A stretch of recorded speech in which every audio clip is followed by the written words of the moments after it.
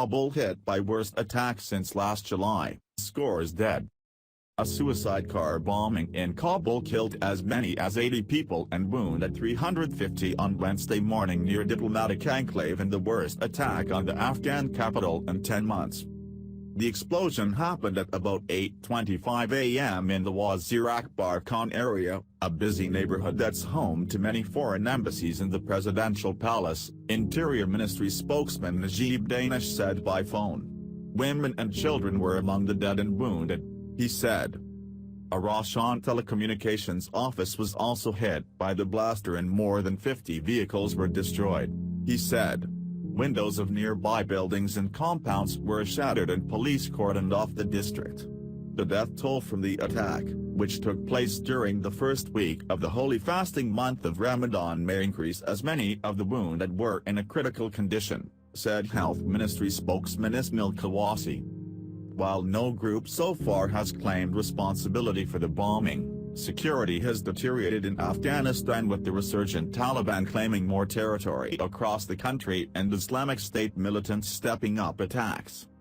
We want peace, but those who kill us in the holy month of Ramadan don't. Abdullah, Afghanistan's chief executive who shares power with President Ashraf Ghani, said in posts on Twitter. They must be destroyed and uprooted.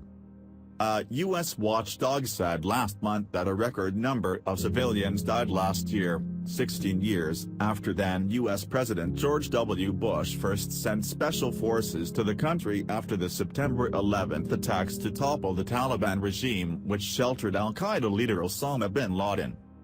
U.S. President Donald Trump is now mulling whether to deploy as many as 5,000 extra troops to Afghanistan in a bid to bolster the 8,400 U.S. servicemen in the country and Afghan forces, which are stuck in a stalemate with the Taliban and the small but growing presence of Islamic State insurgents.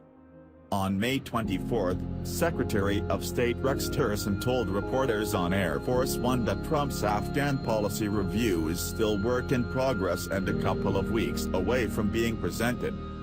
Trump's generals are clear that the investments made by the U.S. and its allies, the blood and treasure expended, should not go to waste and that this would require some sort of improvement in troop strength, even without an ambitious surge, said Dash Agmali, who heads the New Delhi-based Observer Research Foundation's Neighborhood Regional Studies Initiative.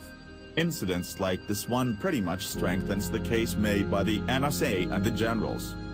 Referring to Trump's visit to Saudi Arabia on May 20, he said, of the many things President Trump said in Riyadh, the one thing he clearly did not do was announce a disengagement from Afghanistan.